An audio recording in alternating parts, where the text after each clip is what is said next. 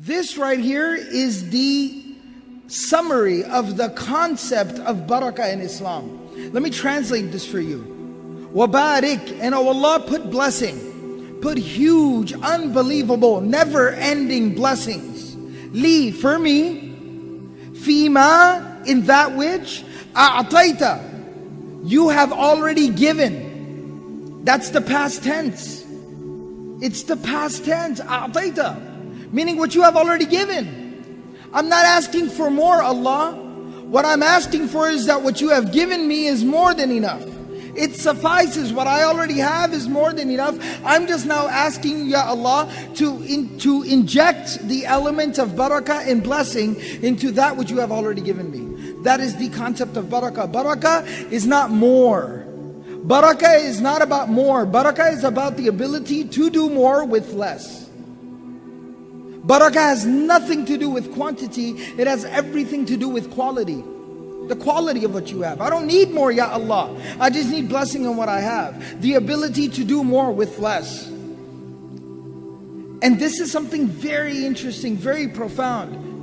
You know, more and less, and blessed and not blessed, and quantity versus quality.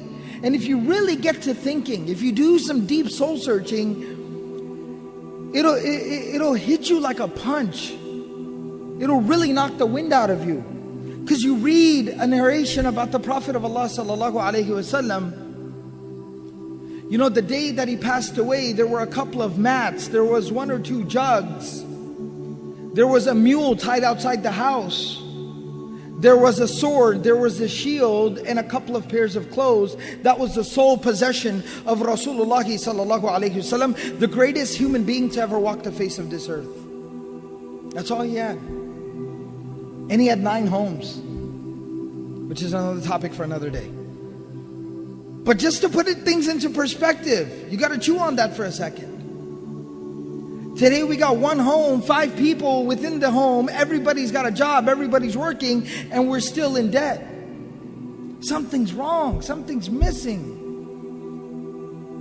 And this is where I want to get down to the core of the issue. I'm just going to lay it down. And I'm going to apologize before I lay it down that if I do offend anyone, or if I cross any lines, just please forgive me. Meet me in the bazaar, I'll buy you a hot dog. A halal hot dog, alright? Right? So just come to the bazaar, I'll feed you a hot dog, alright? Don't be mad at me. So I'm just going to say it like it is.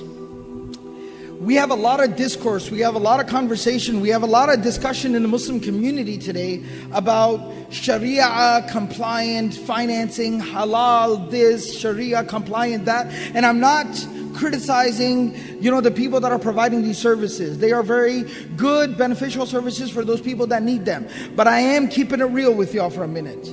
We are obsessed with the conversation about how can I take something that I don't need, I have no reason to have, there is no explanation for me having it, and find a way to somehow make me feel better about having it. We are obsessed with this conversation in the Muslim community. You want to know what Sharia compliance is? You want to know what halal is? You want to know what the Islamic financing, banking, financial, monetary system is? If you can't afford it, don't buy it.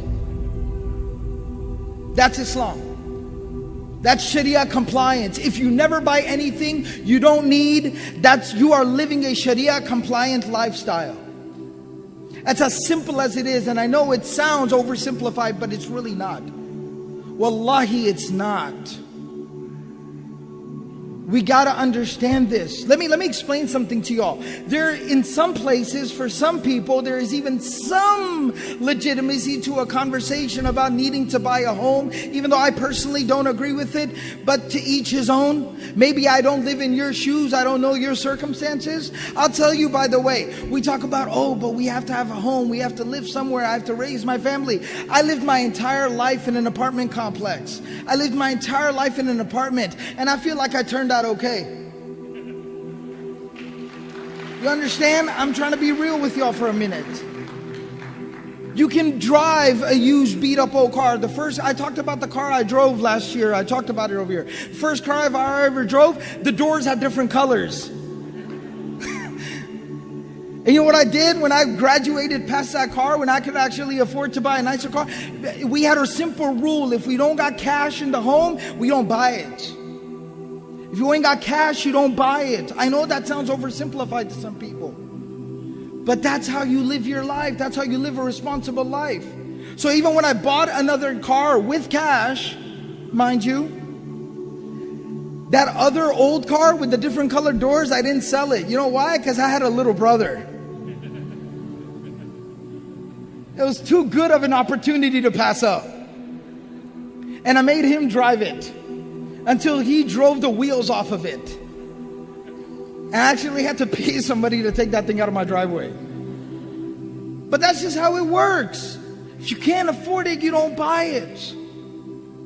It's a very, very simple, straightforward philosophy.